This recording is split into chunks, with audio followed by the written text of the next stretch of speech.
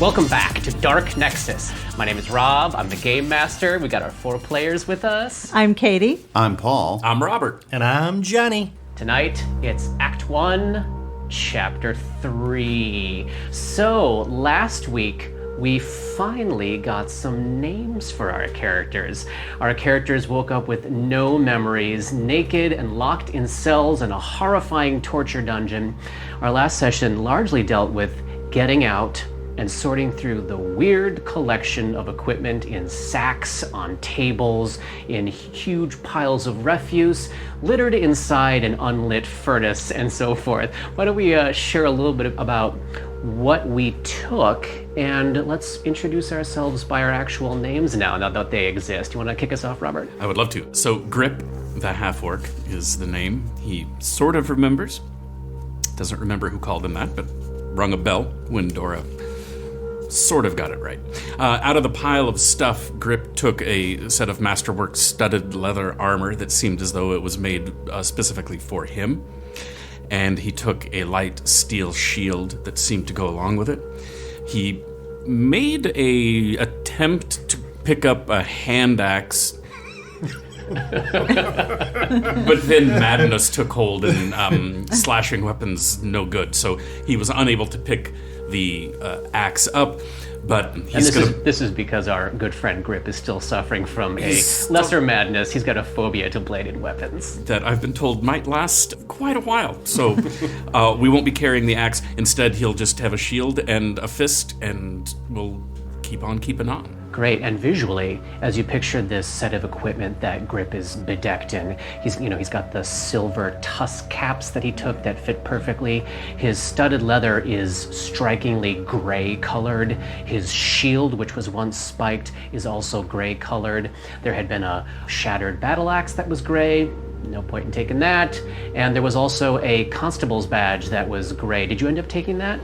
I never specifically said I did, because it's not striking any resonance with me at the moment. No. It's very confusing because It struck it with me. You're not for me. you. You're not me, are you? No, he didn't have a picture of himself as a constable. It's confusing to him a little bit, but because it looks like it goes together, he's not displaying it. He's not gonna wear it. But because he's curious about it, he has it on his person. He'll pocket it. Yeah. Great. Katie. Dora, who remembered her name right off the bat, she took a couple of weapons, a sickle, which is a simple weapon she thinks she can use, though not very well, and one of the light crossbows and the bolts. But she also took a wedding ring that she is sure is hers. It's golden, and it has chains wrapped around it. And an inscription. GV-TA 4700. You understand 4700 to be a year in Absalom Reckoning, and you understand it to be in the past, but you don't know how long in the past that could be. She also took a pouch of polished, what appeared to be polished halfling finger bones that she is so sure are hers that they felt like a phantom limb when she picked them up. And she also took a crystal that warmed to her touch, and she took the violin, the violin that had the note tucked into it saying, "For Eric, remember? Not remember. Don't forget. Don't forget." In Draconic. Which was a language that you knew and nobody else seemed to. I think that's it. She's wearing a hospital. Did we actually look at? Was that shown to everybody? At the time she was going through that, you were all gathered around. Let's say you all looked at it, nobody could read it. I asked everyone if they were Eric or if they recognized the violin, so I'm sure I told you all what it said. Great. And she's wearing like one of the more whole hospital gowns. Yes. To be covered. Yep. Great, Johnny. Gulliver Stoney totally remembered his name right from the start, unlike the rest of you, except for you.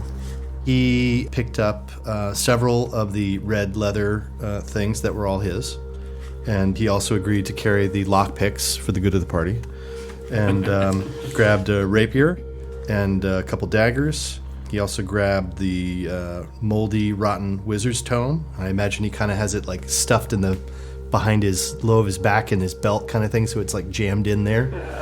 It's and so he's gross. And he sort of has... You remember that it's covered in fungus, right? Yeah, I know. Okay. He has one of those gowns on as well, and then over it he has the torn, slightly destroyed red leather armor, and he has taken at least one of those picks and hidden away, like in the lining of this gown, so that if all of his stuff gets taken again, like he still has a chance to try to get away. Oh, so he's hiding a lockpick. He's hiding a lockpick. Great. Yeah, he's hiding a lockpick. We'll make a sleight of hand check later should it become relevant. You Absolutely. also took the other book, didn't you? Yeah. Yeah. And anything that was red leather, I took all that stuff. And he's actually gonna, as you put your hand on that, he's gonna say, give me a second. I want to look at one of these books real quick. And is he doing anything else after looking at the book? Yes. Yeah, what's he doing? He looks at the book, and then you see him kind of fiddling with his red leather superhero belt and sort of taking things out and mixing things and pouring things and holding them up and kind of sniffing them and stuff. Nice. And then he kind of puts them back into the belt. Excellent. He goes, I'm good. And Polly. Yeah, so Ray is just learning who he is. I feel like he's very much in the present moment, trying to piece things together, still horrified by what he's seen. When he came into the light, he was suddenly aware of the carvings, the scars on his skin, and he was able to read them, and he realized that they were in a different language than the language that people have been speaking around him. Finding stuff around there's a pile of holy symbols that he was really drawn to, so clearly there's some sort of connection there, but he can't quite place it. He picked up a set of black chainmail that seems made for his body. And splattered in gore. Great. And a black iron buckler and a bloody morning star. He also picked up a pile of ripped up parchment that he doesn't quite know why, but it seems like it might be useful to him in the future. That's the one from the side table, right? Well, there was... The one that Grip gave you? The parchment that Grip gave Okay. you? Yeah, Yes. yeah. So that's covered in a series of reverential prayers written to Shaylin. We hadn't addressed ever if Dora is able to read the writing on Ray's body. So Yeah. I'll answer that definitively. She does not speak the language. Okay. Johnny? I was going to say, I totally forgot the other thing that Gull picked up was the other wedding ring. Oh, right. So Gulliver and Dora are wearing matching wedding rings. I love it. So, do the two of you have any feeling about what that means as two people who don't recognize or remember each other? No, it's I'm trying to. Dora's trying to work it out because the GV, which he is claiming he is the G of the GV. I know my name is Dora, and so the TA doesn't match. So if all the pieces of this puzzle were fitting together, this would be more curious. Right. But there's a feeling of doubt in Dora that, like, I know this feels right, but I'm also quite certain that something has gone wrong here. How could it be right? Something is misaligned. Yeah. And is Gull feeling anything about this other than he knows it was his? Gulliver is thinking that he stole all this from the guy on the table. And that he didn't like the guy on the table, and he liked everything that the guy on the table had. And too bad for him. That guy on the table was bad business. Oh, and we know that because I know Dora that. felt his blood. I didn't bother sharing. I don't know about the connection to the red leather or anything. You know, to me, those are things that happen. But the fact that an evil man was killed does not feel like important. Gotcha.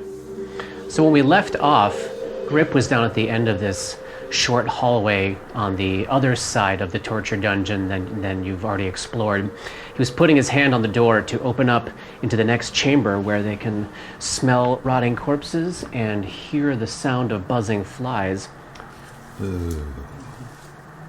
How horrible this place You is. drew all the stick figures in the corpse pile. So Grip opens the door and sees a long rectangular room, maybe 50 feet long. Right in front of him is a set of wooden stairs going up, but he can see what Ray wasn't able to see, which is that the top of the staircase is essentially a massive collapse of stone and building material. A huge cave-in has happened above you, and that stairwell is entirely impassable unless you want to start digging. Off to the left, there is a broad chute on the opposite wall extending diagonally through the ceiling of the room. Beneath it lies heaped a couple dozen mutilated human bodies. There is a little table tucked around the corner as you're poking your head in, Grip, to your left there. It looks to have maybe 6 or 7 little bolt and pin restraints that you might put on, say, animals, you deduce, because lying in one of these sets of bolt and pin restraints is a small black and orange fox. It is dead. Its head is a mutilated pile of gore. Looks as though someone took a hammer to it repeatedly. There's bits of brain, skull, blood all over the place. And then all the way to the left, to our north on this map, is a short hallway extending another 10 feet, just right at the edge of your dark vision there, and you can see that it looks like it leads to another pile of rubble, as if from a cave-in. So, stinking pile of corpses. Most of them, like half of them, are in these patient robes that you are all wearing. About half of them are in the gray orderly coats. Oh, which I think we didn't really ever go back and check. There was a gray orderly coat lying next to the dead man's table if we ever want to re-examine that again. And then there's a corpse chute extending into the room from the ceiling above the pile of bodies. This is where the fox is? Yes. I relay all this back. There's a big pile of corpses there. There's a stairway that's caved in. We cannot get through that. There's another hallway that's caved in. We cannot get through that.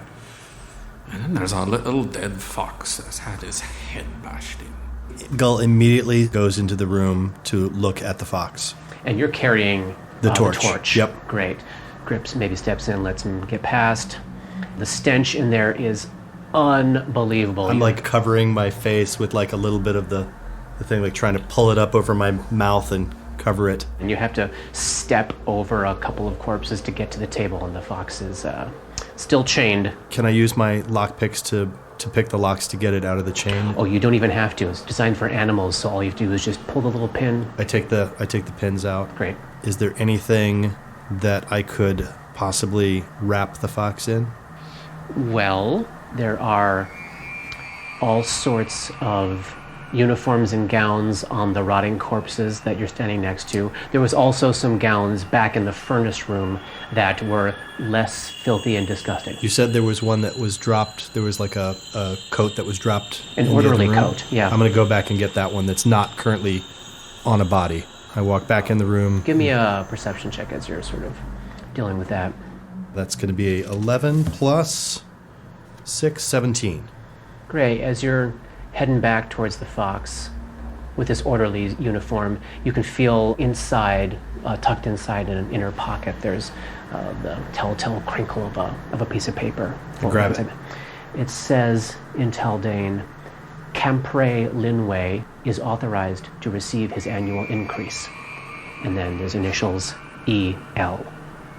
So Gulliver is looking for something to wrap the fox in. What's everybody else do? While he does that, I'm going to, without getting close and sticking my hands in, just looking at the pile of bodies, is there anything noticeable as like a commonality between them? Just similar afflictions, similar wounds, similar something like that. Yeah. Give me a perception check. This is I know you're time so to shine. That's a 2 on the die, Rob. For a, let me check, 2. Oh, Robert, that's fantastic. So these bodies are all in a state of advanced decay. They've been dead for a while. They seem to have the injuries of manufactured weapons all over them. Like some are missing hands, some are stabbed in the chest as if by rusty pruning shears, some have like their head kind of hacked off with a bone saw. At a sort of immediate glance, you'd probably, I'm guessing Grip would imagine, these may have been the victims of your friend Dr. Skeen, but that's a lot of bodies. Dora would like to hold her arm up over her nose and Yes. go toward the stairway rubble and investigate that, if there's any way of telling how long ago this happened. Do you have knowledge engineering? I could. Do you want to? Yeah, I think I do. Okay. Give me a check. A natural 1. It just happened 3 seconds ago, guys. It's a miracle we escaped it. There's dust on the wall. I think we can make Unknown. it. Unknown. All right, Gulliver, you're coming back with the orderly's coat, wrapping up the fox. Yeah. What do you want to do with it? When he picks up the fox, he literally starts to like sob. Just trying to hold back tears, and they're just streaming down his face. And he just totally like wraps this thing up and is like trying to find some place in here where he could possibly like bury it, and then finally decides that he doesn't want to leave it here, and so he opens up his leather armor and kind of tries to tuck it as best in, and I'm sure that will somehow make me disadvantaged when I do anything, but I don't care. He's going to just sort of tuck it in so it's close to his chest, and Yeah, we'll figure out what that means to you. Grip asks him, "Did you know the beast?" yeah. I'm sorry for your loss, I guess. Thanks. What's Ray doing during all this? You said there was a chute Yeah. of some kind. Yeah. I'm checking that out. So to check that out, you'd have to climb on top of No. the pile of corpses. Does that sound like something that you want to participate in? No. But, in all interests of trying to get the F out of here, I think that's where he's driven to go. So I'm going to try to get a foothold and get closer to that chute. All right. So you climb up the squelching, rotting pile of corpses, take a slip, flap down, face to face with a corpse that had had its eyes ripped out, trying to wipe the gore off of your hands. And Ray doesn't know this, but Paul should know. He should probably make a fortitude save. I rolled a 5 on the die, plus 1 is a 6. So probably during one of those little tumbles, you make a little bit of mouth contact with a bloody arm, and then you have to wipe your mouth with your other hand, which you realize you had just put in, on the side of somebody's filth or covered leg, and you just wiped blood into your mouth, spitting. I'm imagining a little bit of retching going on. The stench is horrifying, but you do climb up, and when you're standing on top of the topmost corpses there, the chute empties at sort of 8-foot height. You can reach it when you're standing on top of this pile of corpses, and you realize with a not too difficult climb check, you may be able to pull yourself up and wedge yourself up the shaft. There's nothing to hold on to, but it's small enough that if you press out with your arms and your back, you can kind of shimmy up. Of course, once you dry all the gore off your hands and out of your mouth. But yeah, it looks climbable. There's no light up above you. This is so disgusting. It's just awful. Does the air smell any better up there? Oh. I mean, you're standing Above. amidst the corpses. Right. There's no escape. just sick in your mouth, sick in your nose. No, there's not a gust of fresh breeze coming down the chute tunnel. I'm sorry to say. I wish it were that easy. I can't, there's nothing for me to sit on. It's just I'm pushing myself up there and I can't. Reaching up with the extent of your grip up, you'd have to pull yourself up with your upper arm strength to get in there. Which would probably be the trickiest part, but I know your strength score, you could do it. I know Grips, he could easily do it. Probably the only person that couldn't would be Dora, but if somebody was up there, they could easily lift her up. Okay. I'm going to drop down and get off the pile. Squelch, squelch, squelch. And I'm going to go out the door just to get away from the smell and the pile of corpses and stuff, but I'm okay. I'm just gonna go. Just put me right outside the door there, and I'm gonna tell them, guys, if we want to do this, this is another way we could possibly get out of here. I'd rather try the furnace. the ventilation area. Right, over the furnace. Ray, when he was investigating the collection of holy symbols and unholy symbols in the unlit furnace, he saw some ductwork that looked large enough for medium-sized humanoids to squeeze through very painfully. But that's what I saw. I've no desire to climb upon this pile of corpses. Yeah, I don't recommend it. Dora is, however, quite distracted by her inability to kind of gauge what's going on with the cave-in. She approached this with a feeling of like, I'm not an expert at this, I'm not an architect, I'm not a builder, but surely this should make sense. And the really bad way she failed it has sort of tuned her into her own state of being. Yeah. And there's a feeling of something that is always present, having retreated. So she's distracted. And as you think about for the other three of you, I mean, she's the one who came to knowing her name. She's the one who came to knowing your names, or at least things that sounded similar enough that kind of got you to something that felt comfy. She was immediately able to apparently deduce some information about the man on the table simply by touching him.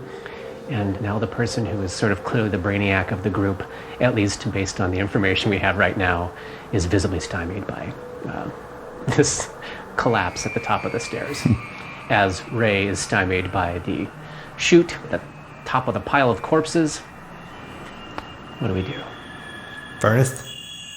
I'm willing to give it a try. Yeah. Please, let's just try that. What do you say? I don't really like the idea of trying to climb up a wee chimney chute, but if that's where you want to go, I don't fancy going by myself either. I'm gonna need a minute. For what? I gotta get some things ready. What does he do? He goes and starts to fiddle with his belt again and starts to measure some things out and pours some things together and sort of shakes them around and stuff and sniffs them and... Okay. All right, I'm good.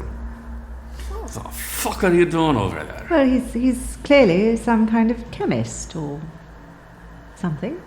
Yes? You know how those work? Yeah. It's important that we pay attention to these details. Well, what have you made then? I'll show you once we're going up the furnace. All right. I suppose that's fair. All right. So do we ram our bodies into the exhaust port of the furnace shaft and attempt to squeeze our way up into the darkness? You know we do. We didn't come here not to do that. Excellent. Let's see what the climb check is. Amazing. Is it better for the big guy to go first or last? I'm going to need help. Whichever gross thing we climb just up. sort of gauging the strength of the party, you are probably the most likely to succeed without falling because of your sheer strength. But yeah, how do you guys want to handle it? Yeah, now that I'm wearing armor, my climb check is diminished significantly. Gulliver, are you a good climber? I can be for a little bit of time. Can you help anyone else be a good climber? No. Do we want the big, strong person below us to keep us from falling, perhaps? Absolutely. Want to boost us up or to Yeah. pull us up from above, which we don't know what's up there? I don't want him to touch me. That's fine. That can be arranged. I won't then. All right, who wants to go first? I'll take the rear. Okay. I don't want to go first. I'll go first. All right, so Gulliver, you squeeze your way through the doorway of this furnace into the heap of ashes of humanoids, climbing over the bones. And when you stand up, you can reach the bottom of that ductwork. You want to give me a climb check and see how that goes? Before he does that, he reaches into one of his things and pops it open and takes a sip.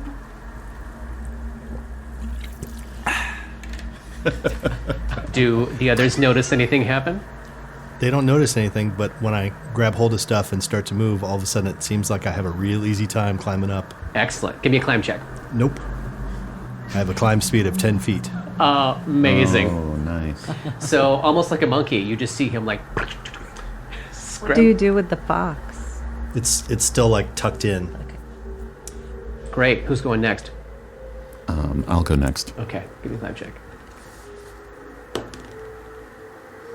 I rolled an 8, minus 4.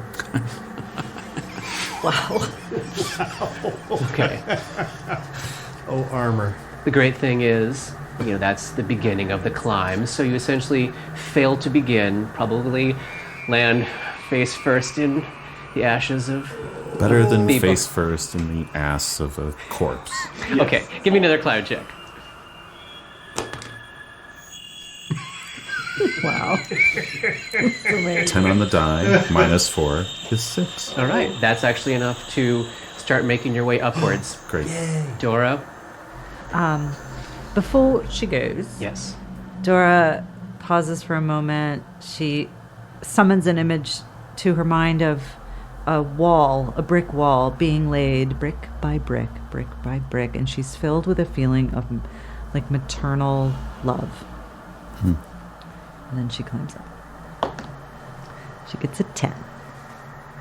She has begun. So, shouldering and thrusting and pulling yourselves up into the absolute darkness as far as... Nope, I got a torch in my hand. While you're climbing. Oh, because you have yeah, because you got a climb speed now. Yes, you do. All right. You can tell that it looks like you only have about 20 feet to go before it opens up into something above you. So there's not long to go. It's not very far, only about 20 feet. And grip. If I'm climbing, I would still want both hands free. If I sling the shield on my back, do I take the check penalty for climbing? No. If I'm not carrying the shield? No. Great. 14. Great, you're good to go. All right. We take about 12, 18, 24 seconds, half a minute or so to wrench ourselves up this tight ductwork shaft. It's really hard for Ray with his armor. He's finding himself getting adjusted to moving his limbs around under such impediments. Grip is having an easy time with it because of his strength, but size-wise, he's just like crammed in. His shoulders are squeezed around. He's barely got enough room to move. Dora is managing it, I think, primarily because she's got big bodies below and above her and can just kind of like push off them whenever her upper body strength fails her. Leading the way, Gulliver, with the dead fox tucked into his armor, torch in hand, clambering up the chute with seemingly no problem at all.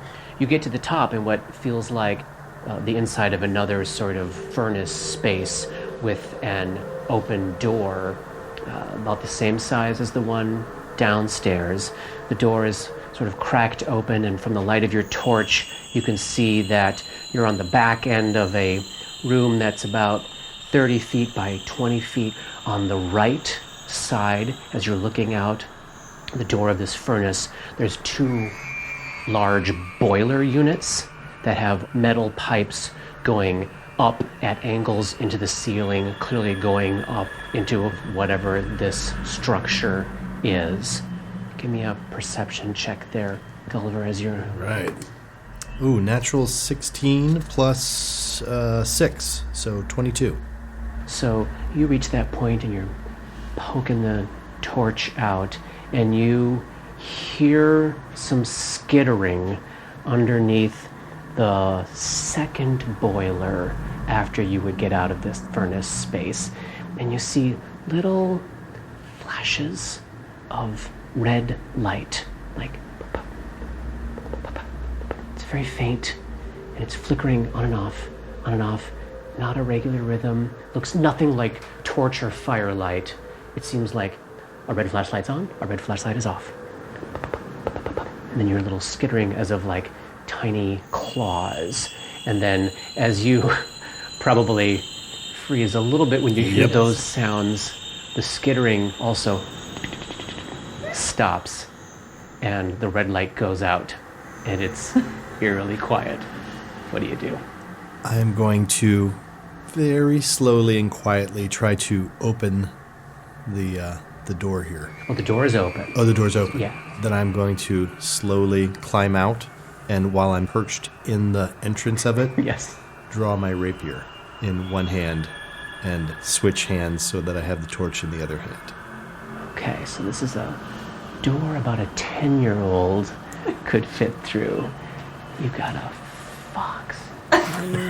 Full-grown man. All right, I'm seeing it. I am very slender. I am 135. I'm a skinny. It's true, skinny. and the thing that you drank that you created is certainly giving you an ability to maneuver through spaces. My extract? Ooh. So you managed to step your way out. Let's move him onto the square right in front of the furnace there. We can move everybody up behind him. We assume that they're following on the map. I've just got sort of a large open space, just hang out but they're in front. tucked in a shaft there. You step down there. And something happens. All right. So you step there. Oh gosh. Oh, gosh. Nope. You see two rats the size of small dogs, covered in just mangy, flea-bitten black fur with big patches missing, skitter out into the middle of the room, looking at you, cocking their heads, and then around the corner of the second boiler, this tiny little, like, cat-sized creature opens its eyes. Red light bathes out from them, and you see it's got the body of a possum, but it's got monkey's arms, four paws with hands, a giant rat's tail curled in the air, and then a face like a mole with like 16 tentacles lashing out like 2 or 3 feet in front of it. It's basically a fox. You What's the have problem? just described my personal nightmare creature because I do not like possum at all. Like, they freak me out, and like you've now described like a Cthulhu possum with human monkey hands, and I'm not here for this. So This is not good. these three creatures skitter out as you're sort of getting yourself out, and you've got your rapier in the hand that you want to have it in, and your torch where you want to have it, and they're skittering out there. You're bathed in red light, and the little creature on the ground with the tentacles and the possum's body goes, which is what the three of you, Grip, Gulliver, and Ray hear. But what Dora hears is, "Find the weakest one. Pull the flesh off the faces." Let's roll for initiative. Initiative.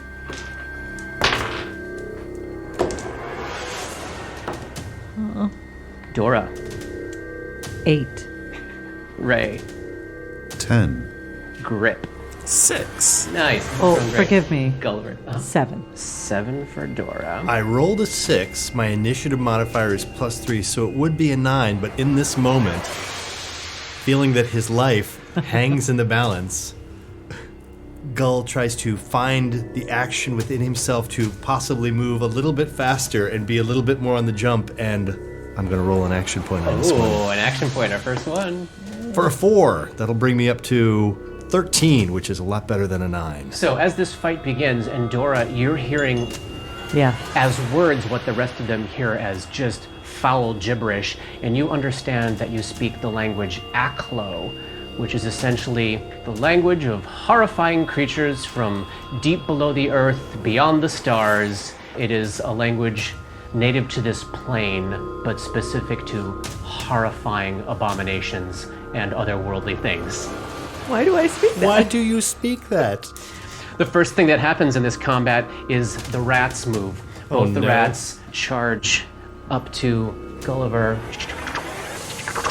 So they both move 15 feet forward, so they're both right in front of Gulliver. First one lashes out with a bite attack, hitting armor class 11. Miss. The second one bites, hitting armor class 13. Miss. Oh! So that's a move action and a standard action for both of the rats, and they're standing there, and their tails are lashing. And next, Gulliver, you are up. I am going to take a 5-foot step so that people can move up behind me. So you're moving to the left To the left. clear the passageway out of the And then furnace. I'm going to attack. Are you moving out of number 2's threatened area? No, he's No, still within okay. reach, but this 5-foot step means Great. he doesn't provoke from anyone. And then I'm going to attack with my rapier. Which one are you attacking? The closest one, number 1. Number 1. 17 on the die, plus 3 for 20. That is a hit. Hit. Doing, only 1 point of damage. Maybe it only has 1 hit point. It seems to not just have 1 hit point, And as the now it's rapier mad at me. sinks into its shoulder, Never and then do. it kind of writhes itself off. It seems to just basically take a little flesh wound there. The creature that terrifies Johnny is next. It really terrifies me. I really don't like possum. They freak me out. So it is I like a nice raccoon, but not a possum. smaller than the giant rats, and it takes a sort of skitters around behind the rats to get itself about 5 feet away from Gulliver. You can tell because of its size, it's going to have to enter your square to attack you. No. So at the moment, it's bathing you with its horrifying red eye light and staring at you, and tentacles are just about brushing against your feet, but it decides not to attack that round. Next is Ray, who actually is next in the chute, right? Yeah. Yes. Which one did you attack, Johnny? Number 1. Moving into a threatened square means provoking an attack of opportunity, yes? Normally, it would only be moving out of a threatened square. You're having to squeeze your way out of an awkward door that's half your size. Yeah. That action is going to provoke if you want to move in that square. And will I provoke from both of them? From both rats. Yeah. Yeah. Sweet. Well, I didn't come here not to die. Ray's gonna step in and try to be brave. Excellent. He writhes his way out of the open furnace door, and both rats lash out with their teeth in your moment of inability to protect yourself accurately. Number 1 hits armor class 15. Miss. Ooh. Number 2 hits something much lower. All right, so the rats are unable to land a hit so far. Great. So that was a move action for you. I'm gonna attack 1 since it's already been attacked. Great. 14. That is a hit. Excellent. This is with your Morning Star. This is with the Morning Star.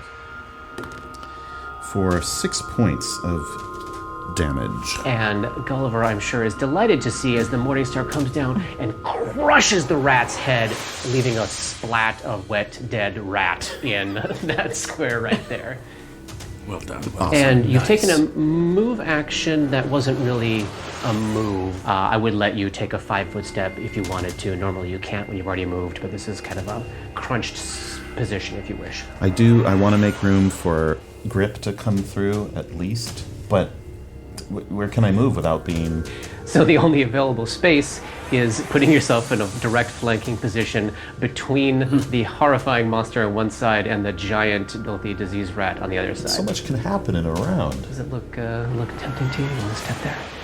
Do it. I'm gonna do it. I'm gonna do it. All right. Go, Ray's being Ray. brave. He slides into that space. Ray's terrified, but Dora, you're next. That initiative actually worked out perfectly Yes. in terms of the order of where you are. Yeah, I mean, I can't go up to them. Is there any way I can initiate a shift in position with grip? No. You are both squeezed into this space. No moving through an ally's square. Not in this particular chute that is barely big enough to fit in. The only way is forward. Welcome to horror. Is there anything that I can see around on the ground that might weigh less than 5 pounds? Give me a perception check. 16. You can see under the second boiler where all the creatures came scuttling out of, maybe as though they had made a nest of some sort. You can see a bunch of rocks, what looks like maybe it is a metal rod. There's some junk down there. Yeah. All right, Dora pictures one of those pieces of junk Yes. flying at the remaining rat who is in combat with an ally. So do you want me to take the -4 to this attack? It's a -4 to your attack, yep. So it's just a -2 all day. Yeah. So that's a 4. Okay, Probably misses. so a rock just goes flying across the room. Probably Ray's got to duck Dodge. it, dodge as it goes flying past. Dude. And I have to get out of Grip's way, even though I can only go into a square that is where he wants to be. That appears to be the My situation. God. Has a minute passed since we were on the ground in the... Since you first started climbing up? Mm-hmm. No. Okay. What do I have to do to move through the rats square? That would be an acrobatics check. Oh, this is terrible. I will attempt to move into... It's already taken an attack of opportunity, though. It's bit at them. So, yeah, I am going to try to get... So move me into the open space, first of all. That's... I don't know how many feet of movement with squeezing and such. It's essentially a move action to get out. So your turn's going to end There. because you don't also have a 5-foot step to go in any direction. The good news is, as you're wrenching your way out, Yeah. the rat's obviously distracted by the combination of Ray moving around and the rocks flying past it. It doesn't take an attack of opportunity, but that leaves Grip in a pretty crappy Yeah. place. But he's in a crappy place now. Yes. So Grip, you can easily use a move action to get yourself the rest of the way to the mouth of the furnace. Like one option might be to ready an action if something comes within reach of you outside that door. But there would be no moving through Dora's space and then trying to acrobat through number 2 there. And using acrobatics to move through the rat space. Correct. I would say, yeah, give me a check, and if you succeed at that, that'll happen. If not, you're going to be stuck in that doorway. But that would be a move and his turn. And his right? turn is over, yeah. Well, that's better because that's a 19 on the die for a 24 acrobatics check. Amazing. So you managed to leverage your way over Dora, sort of like jumping over the... She is letting him go through. That is no Here's question. a helpful that hand, is buddy. need to go. Past the rat, and so now you're flanking the rat with Dora. All right. Thanks to Syrinscape for providing the music that we're using in this podcast. We're actually using the Strange Eons sound set. Check them out. And we're in the top of round 2. Rat is completely surrounded, but it is flanking. How much? Quick question Yes. before we move on. How much of a action is re-slinging my shield? Move action. Okay, thank you. So the rat would be flanking Ray with the horrifying creature if the horrifying creature could reach Ray, but the creature is very, very small. So the rat decides it's gonna take a 5-foot step diagonally adjacent to Grip, sort of putting itself with the boilers in the wall at its back and making sure that no one's threatening it except for Grip. And then it takes a bite at your Grip. That is a natural 20, which is a critical threat.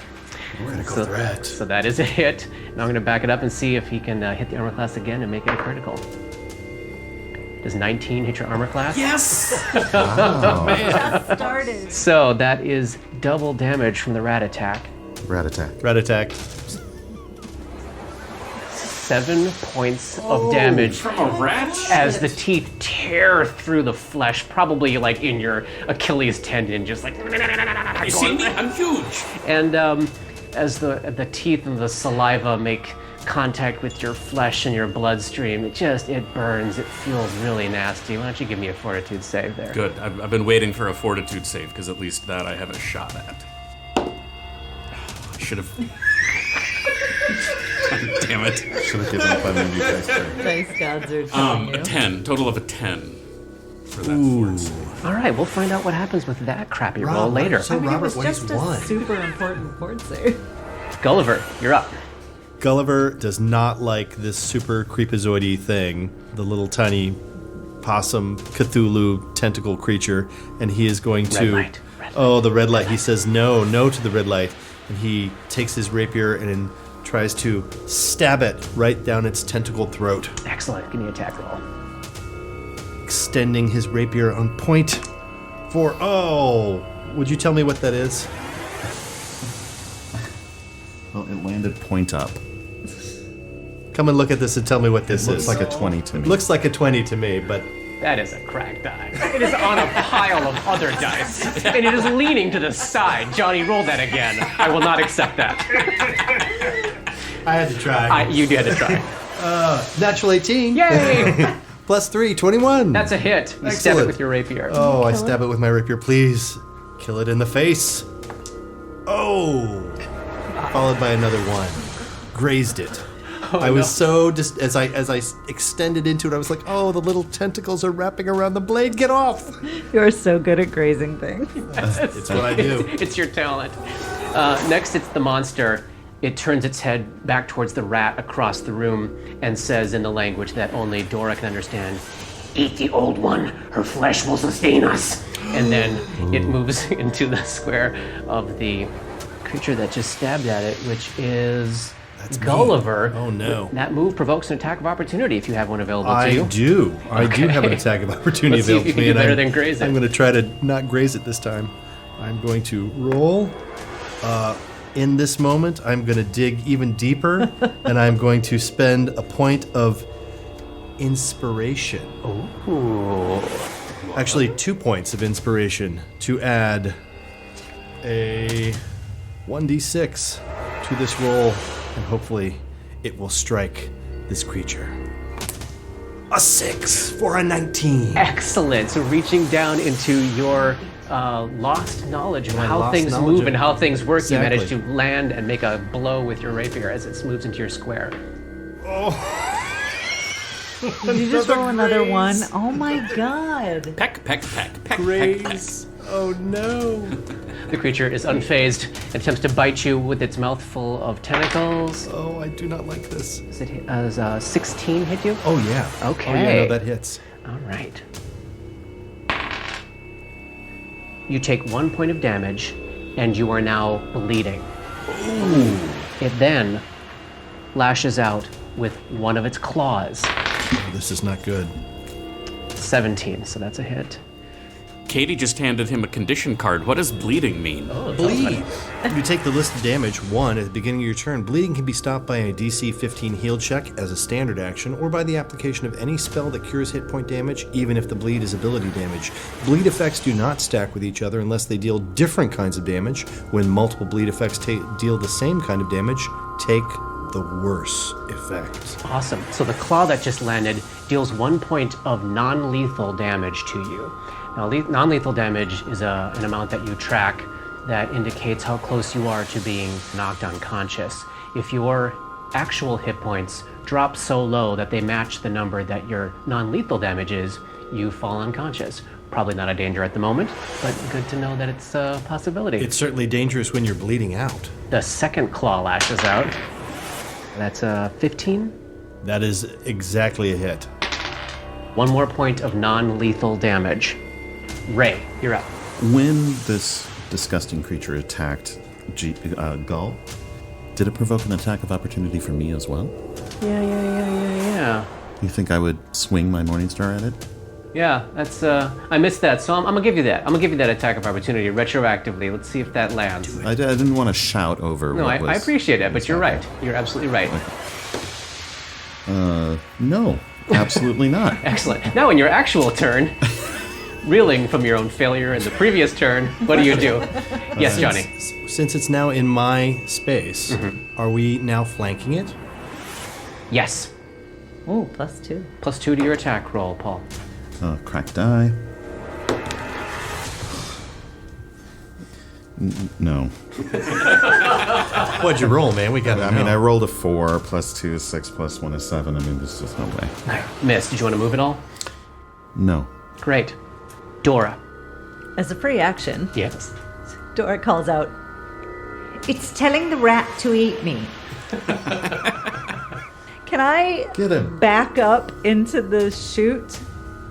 Yeah. And be there? Yeah. With cover or something? Sure, I like that. Yeah. That's a move action. Move action to squeeze back in there.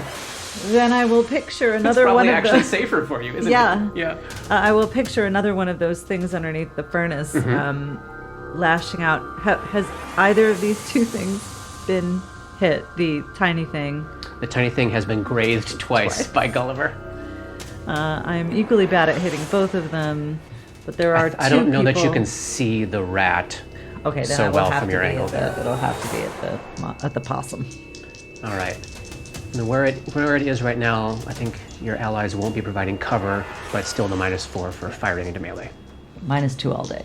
Okay. It was on the 19, and it rolled to the 3, so that's 1. More That's a detritus goes flying through the air. Grip. He's outraged. Grip is outraged at the bite this stupid rat has taken out of him. Yeah. He is pissed off enough that he does not sling his shield back over his arm, but instead you see his face go a little slack, and you notice now, you didn't really notice it before, but when this happens, his eyes kind of start to roll back into his head, and he cracks his neck and just has a look of incredible focus on this rat. Do you want me to tell you what I'm doing? Or? Yeah, why don't you tell me? He is all of a sudden seems to have the ability of the grudge fighter feat. Oh, how does which that work? is it is specific to orcs and their ilk bonus onto hit and damage against creatures that have attacked you this combat. Oh, that is so cool. Very cool. And he's going to attack Yes. this rat with his fist. Alright, not so good, but It's just a rat. that's right, it's just a rat, so that's 15. You hit. Very good. Yes. Rat smash. Gotta love first level. 6 points of damage. And you crush it with your fist. Just boom, punch down, splatter the rat into the ground. We've now got 2 dead rat splatters. Rat splatter. You have a move action. I don't, because I used a move action to do my thing. Okay. Round 3, there are no rats to take actions. Gulliver, you're up. I take a point of bleed damage. Yes, you do.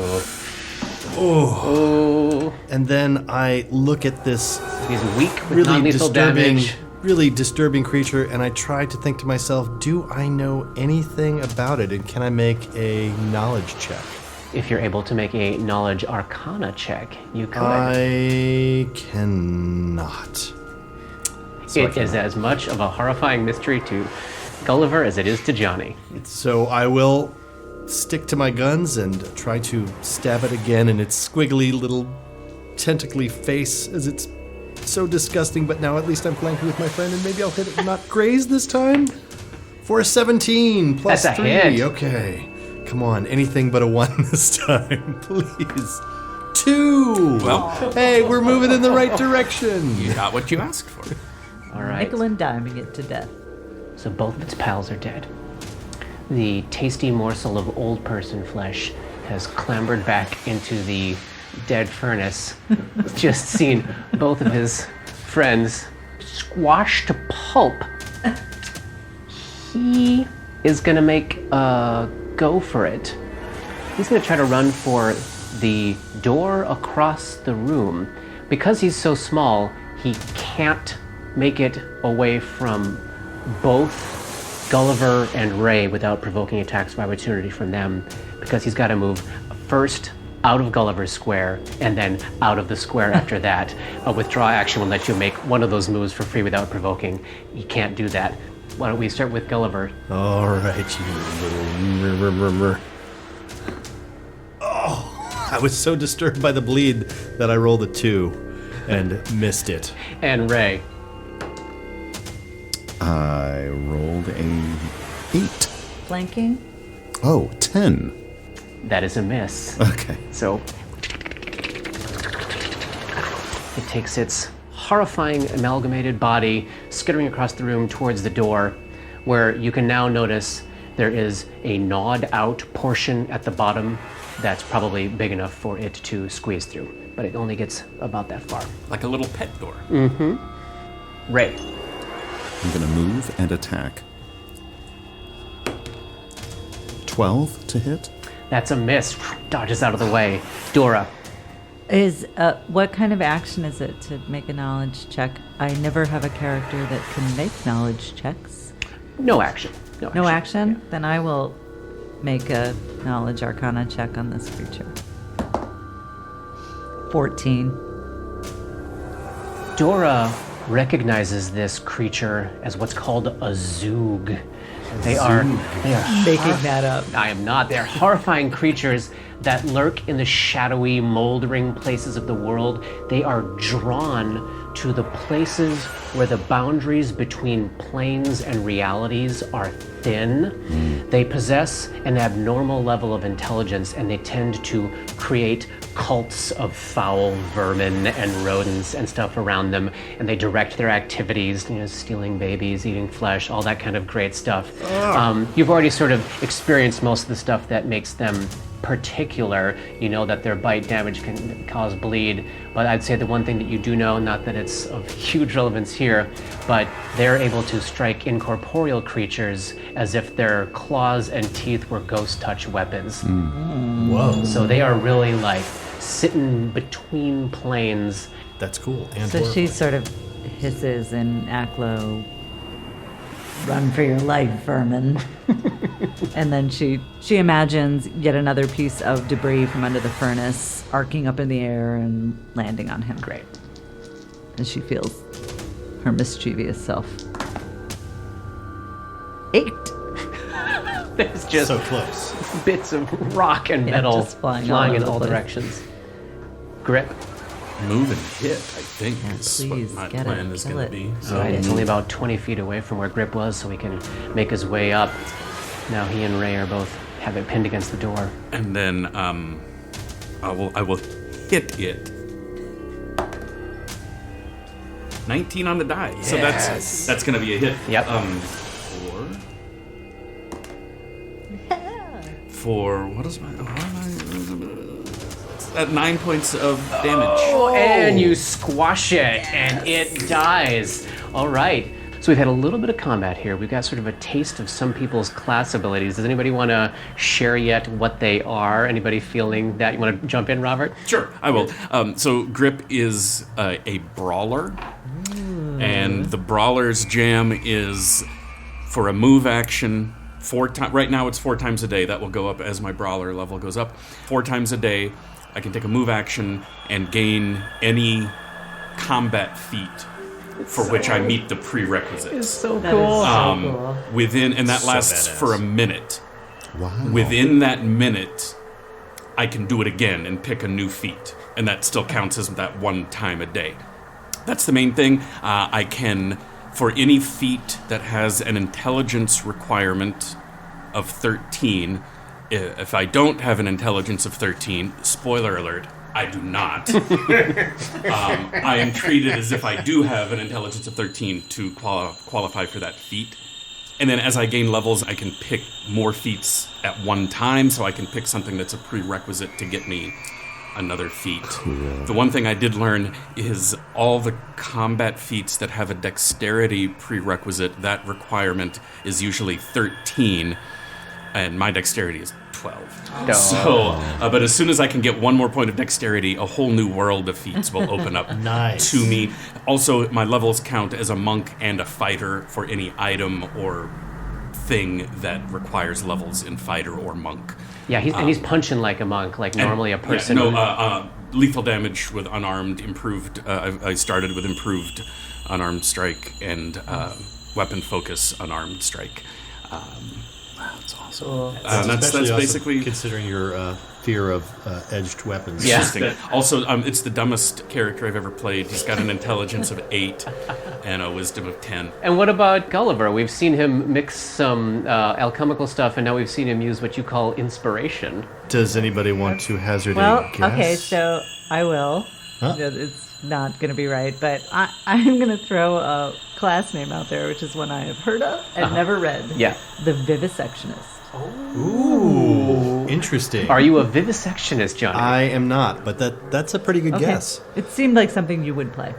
Yes, it absolutely would be something I would play. No, I am investigator. Oh, awesome. So a mix of another hybrid class similar to the Brawler, where it is a mix of a rogue Yeah. and an alchemist. So what is this inspiration about then? Inspiration is very cool. It's a thing where I am able to add a 1d6 to a roll 3 times a day for skills, or I can spend 2 of those to add it to like an attack roll or Very a saving cool. throw as an immediate reaction. Is that unique to the investigator class? Yes. That's sweet. That is totally cool, and I get all kinds of really fun, neat things, and I can add that 1d6 to a couple different skills just automatically, all the time. And as I go up in levels, if I take different, I think they're called, I don't even know what they're called, investigator talents, then I can do that with other skills as well, where I don't have to spend those uses. I just get to always roll an additional 1d6. Very cool. So it's like a really fun skill monkey character and stuff. Yeah, and then basically anything a rogue could do with traps, like find them, Yeah, disarm find them, that kind of traps. stuff, he can Find do all them by that. setting them off. Yeah. There are we other have yet ways to see. find them, you know. I don't believe you. So we've learned a little bit about Grip and about Gulliver. We still haven't seen much Gulliver from Ray. Stoney. Gulliver Stoney. So we'll hold off on Ray for the moment. Paul's got something to say. Actually, what just happened was really, this has been a very intense day for Ray. And For all of us. For all Yeah, of us. yeah. And I think, he sees that Rat took a big chunk out of you, right? And you took some damage there. You're still bleeding. Right?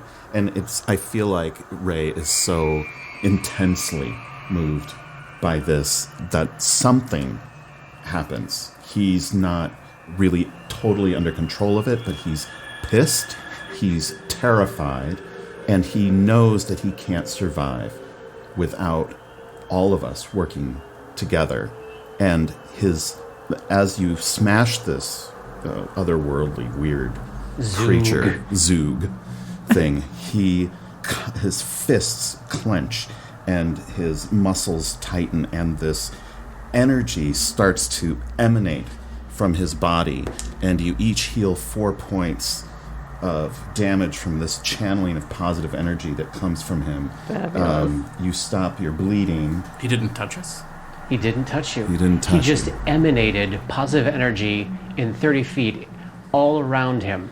Heal 4 hit points of damage that also simultaneously will wipe out your non-lethal damage, Johnny. Excellent. Yeah. And my madness? Sadly, your madness So- still exists. Does that resonate? What we just saw him do, does that resonate with any of us? So the thing that you would recognize is that this channeling of positive energy that he just did is something that you think of when you think about people in the world doing this. They have to present a holy symbol for a god, and Ray did not do that. He just clenched his fists and this shot out of his body. So whatever he is, he's probably not a cleric based on just sort of general world knowledge that you would have. When this what does it look like? This like you clench your fist, and then what is the There's actual- kind of this like glowing sort of aura that What color? I feel like it's white, it's silvery sort of white aura that shimmers off of his body. Filling the whole room. Yeah. cool. Very cool. Still don't know quite what's happening to me. And so I feel like there's a giddy sense of like, what the fuck did I just do? Dora climbs out of the Oh, the furnace. furnace chute and goes to him and approaches gently. Are you all right? I'm fine. I'm fine. Look at what you can do. Yeah. My goodness. My goodness. I don't know what it was you did, little man, but thank you. Yeah, thanks. Yeah. Thank you. Is your skin still rotten off, though? Or did you heal yourself? It is still rotting off. Whatever this is, I still don't understand. We'll figure it out together. All right, so there is only one door out of this particular room that you've emerged in. What are you? Oh, why don't we hold off on the two of you until we see a little bit more from both of you? Because I think there is more that both of you can do. More than hide in the fire More chute. than meets the eye. So we're in what it seems to be a boiler furnace room, one way out. And there's nothing else to find in here. Do you want to search around the room? Yeah, just do it everybody quick. give me a perception check. Good heavens.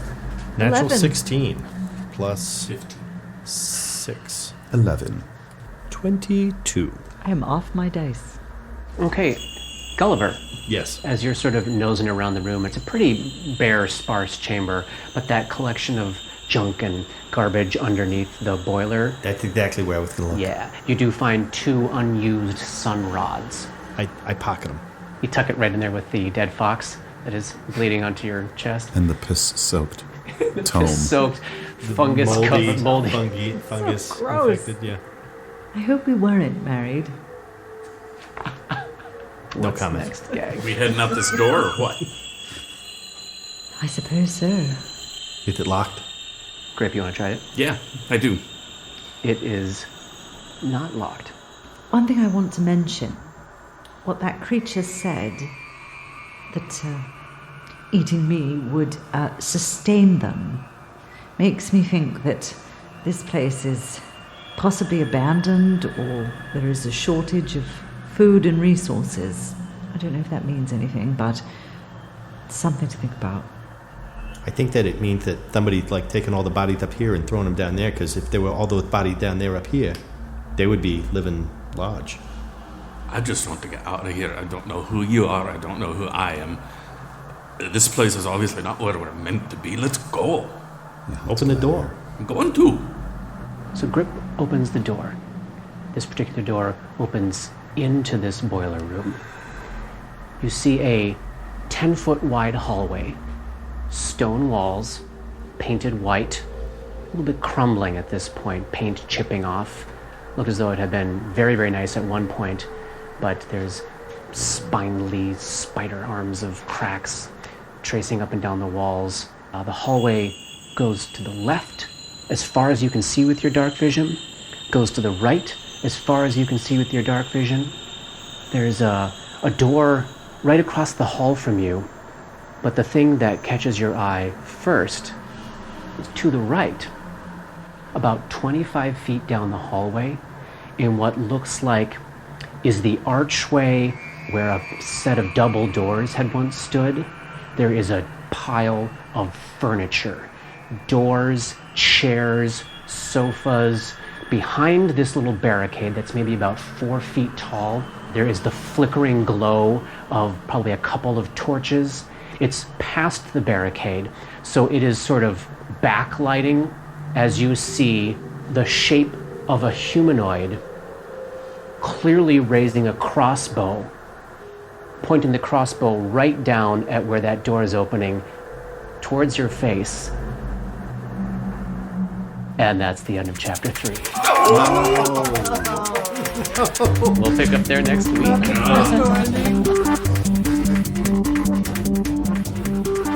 Dark Nexus is a creation of Plug and Hum Productions.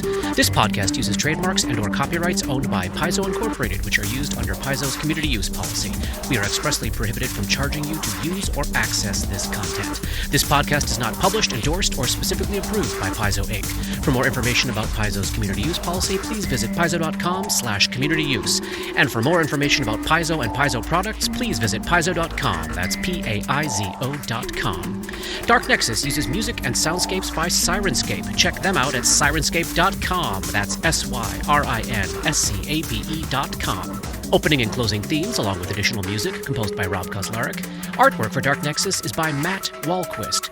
Special thanks to Toy, without whose generosity this project would not have been possible. And thanks to DMCP, Richard and Ari, Paul and Shannon, Chris, Scotty, Jason, Jess, Joe, Chelsea, Matt, Dave, Darren, and everyone we've gamed with over the years for all the memories and inspiration. Fantastic. Did we level?